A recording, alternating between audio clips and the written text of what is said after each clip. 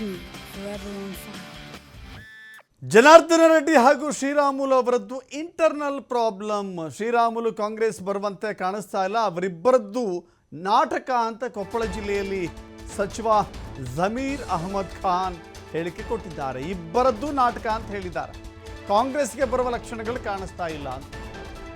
ಕಾಂಗ್ರೆಸ್ ಪಕ್ಷಕ್ಕೆ ಬನ್ನಿ ಅಂತ ನಾವ್ಯಾರೂ ಕೂಡ ಕರೆದಿಲ್ಲ. ನಾವು ಪಕ್ಷಕ್ಕೆ ಕರಿಬೇಕು ಅಂತ ಹೇಳಿದ್ರೆ ಹೈಕಮಾಂಡ್ ನಿರ್ಧಾರ ಮಾಡಬೇಕು. ನಮ್ಮ ಕಾಂಗ್ರೆಸ್ ಪಕ್ಷ, ನಮ್ಮ ಮುಖ್ಯಮಂತ್ರಿಗಳು ತೀರ್ಮಾನ ಮಾಡಬೇಕು. ಡಿ.ಕೆ. ಶಿವಕುಮಾರ್ ಅವರ ಹೇಳಿಕೆ ನಾನು ಕೇಳಿದ್ದೇನೆ. ಅವರು ಕೂಡ ಎಲ್ಲಿಯೂ ನಾನು ಪಕ್ಷಕ್ಕೆ ಅವರನ್ನು ಆಹ್ವಾನ ಕೊಟ್ಟಿದ್ದೀನಿ ಅಂತ ಹೇಳಿಲ್ಲ. ನಮ್ಮದು ಹೈಕಮಾಂಡ್ ಪಕ್ಷ ಅಂತ ಹೇಳಿದ್ದಾರೆ ಜಮೀರ್ ಅಹಮದ್. ನೋಡಿ, ಜಮೀರ್ ಅಹಮದ್ ಈ ಹೇಳಿಕೆ ಕೊಟ್ಟ ನಂತರದಲ್ಲಿ ಈ ಲೆಕ್ಕಾಚಾರಗಳು ನಿಜಕ್ಕೂ ಕೂಡ ಹೌದು ಅಂತ ಕಾಣಿಸುತ್ತೆ. ಯಾಕಂತ ಹೇಳಿದ್ರೆ ಶ್ರೀರಾಮುಲು ಒಂದು ವೇಳೆ ಬರೋದೇ ಆಗಿದ್ದರೆ, ಪಕ್ಷವನ್ನು ತೊರೆಯೋದೇ ಆಗಿದ್ದರೆ ಎಲ್ಲೋ ಒಂದು ಕಡೆ ಒತ್ತಡ ತಂತ್ರವನ್ನು ಹೇರ್ತಾ ಇರಲಿಲ್ಲ. ಸಂಘಟನೆಯ ಮುಖಂಡರು, ಸಂಘಟನೆಯ ಕೆಲವಷ್ಟು ನಾಯಕರುಗಳು ಪ್ರೆಸ್ ಮೀಟ್ ಮಾಡಿ BJPಗೆ ಧಮಕಿ ಹಾಕುವಂಥ ಕೆಲಸ ಮಾಡ್ತಾ ಇರಲಿಲ್ಲ. BJP ತಮ್ಮನ್ನು ಹೇಗೆ ನಡೆಸಿಕೊಂಡಿದೆ ಅನ್ನೋದನ್ನು ಬಹಿರಂಗವಾಗಿ ಮಾತನಾಡಿ ನೇರವಾಗಿ ಬೇರೆ ದಾರಿಯನ್ನು, ಕವಲೊಡೆದ ದಾರಿಯಲ್ಲಿ ಈಗ ಆಲ್ರೆಡಿ ಸಾಗ್ತಾ ಇದ್ದಾರಲ್ಲ, ಒಂದು ಅಂತಿಮ ಹಂತದ ತೀರ್ಮಾನವನ್ನು ತೆಗೆದುಕೊಳ್ಳಿಕ್ಕೆ ರಾಮುಲಿಗೆ ಅವಕಾಶ ಇತ್ತು.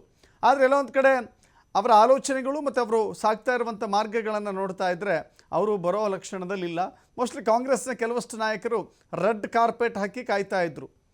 ಯಾವಾಗ ಶ್ರೀರಾಮುಲು ಕಾಂಗ್ರೆಸ್ ಪಕ್ಷವನ್ನು ಸೇರ್ಪಡೆ ಆಗ್ತಾರೆ, ಬೇಗ ಬರಲಿ ಅಂತ. ಆದರೆ ಎಲ್ಲೊಂದು ಕಡೆ ಇತ್ತೀಚಿನ ಬೆಳವಣಿಗೆಗಳು, ನಿನ್ನೆ ಮತ್ತು ಇವತ್ತಿನ ಬೆಳವಣಿಗೆಗಳನ್ನು ಗಮನಿಸ್ತಾ ಇದ್ದರೆ ಎಲ್ಲೊಂದು ಕಡೆ ರಾಮುಲು ಮತ್ತೆ BJPಯಲ್ಲಿ ಉಳಿದುಕೊಳ್ಳುವಂಥ, BJPಯಲ್ಲಿ ತಮ್ಮ ಸ್ಥಾನವನ್ನು ಭದ್ರಗೊಳಿಸುವಂಥ ಕೆಲಸ ನಿಟ್ಟಿನಲ್ಲಿ ಮುಂದಾಗಿದ್ದಾರೆ ಅಂತ ಕಾಣಿಸ್ತಾ ಇದೆ.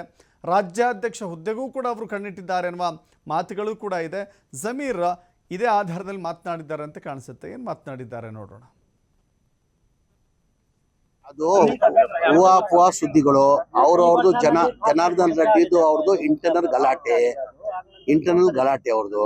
ಇದು ಹೂವಾಪುವ ಸುದ್ದಿ. ಕಾಂಗ್ರೆಸ್ ಬರ್ತಾರಂತ ಹೇಳ್ಬಿಟ್ಟು ಆ ತರ ಏನ್ ನನ್ ಕಾಣ್ತಾ ಇಲ್ಲ. ಅವ್ರು ಕಾಂಗ್ರೆಸ್ ಬರ್ತಾರಂತ ಅವ್ರು ಬರಲ್ಲ ರೀ. ಏನಕ್ಕೆ ಬರ್ತಾರ ಅವರು? ಬರಲ್ಲ. ಅವ್ರೆಲ್ಲ ಈಗ ಮುಂಚೆಯಿಂದ ಗೊತ್ತಿದೆ ಅವ್ರ ಬಗ್ಗೆ. ನಾನು ಹೆಚ್ಚಾಗಿ ಹೇಳಲ್ಲ. ಅವ್ರು ಬೇಳೆ ಬೇಡಿಸ್ಕೊಳಕ್ ಏನ್ ಬೇಕಾದ್ರೂ ಮಾಡ್ತಾರ. ಅವ್ರು ಜನಾರ್ದನ್ ರೆಡ್ಡಿ ಅವ್ರು ಬೇರೆ ಬೇಡಿಸ್ಕೊಳಕ್ಕೆ ಅವ್ರು ಏನ್ ಬೇಕಾದ್ರೂ ಮಾಡ್ತಾರೆ. ಈಗ ಜನಾರ್ದನ್ ರೆಡ್ಡಿ ಅವ್ರು ಏನ್ ಹೇಳಿದ್ರು, ಸತೀಶ್ ಜಾರಕಿಹೊಳಿ ಅವ್ರನ್ನ ಮಟ್ಟ ಹಾಕೋದಕ್ಕೆ ಡಿ.ಕೆ. ಶಿವಕುಮಾರ್ ರಾಮುಲು ಅವ್ರನ್ನ ಕರೆ ತರೋ ಪ್ಲಾನ್ ಮಾಡ್ತಿದ್ದಾರೆ. ಇಲ್ಲ, ಅವರು ಸುಮ್ಮನೆ ಆ ತರ ಏನಿಲ್ಲ.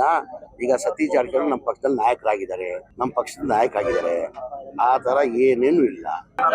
ನಮ್ಮ ಪಕ್ಷದ ನಾನು ಪದೇ ಹೈಕಮಾಂಡ್ ಪಕ್ಷ, ನಮ್ಮ ಹೈಕಮಾಂಡ್ ತೀರ್ಮಾನ ಮಾಡಿ. ಮೊನ್ನೆ ನಾನು ಹುಬ್ಳಿದಲ್ಲಿ ಹೇಳಿದ್ದೀನಿ, ಮುಖ್ಯಮಂತ್ರಿ ಕುರ್ಚಿನೂ ಖಾಲಿ ಇಲ್ಲ, ಅಧ್ಯಕ್ಷ ಕುರ್ಚಿನೂ ಖಾಲಿ ಇಲ್ಲ.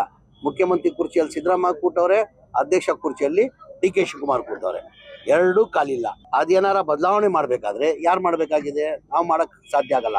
ನಮ್ಮ ಅಭಿಪ್ರಾಯ ನಾವು ಹೇಳ್ಬೋದು. ಏನಿದ್ರು ನಮ್ಮ ಹೈಕಮಾಂಡ್ ಹಾಕಿದ್ಕೆನ ನಾವು ಯಾರು ದಾಟಲ್ಲ. ಅದು ಹೂವಾಪುವ ಸುದ್ದಿಗಳು. ಅವ್ರದ್ದು ಜನಾರ್ದನ್ ರೆಡ್ಡಿದು ಅವ್ರದ್ದು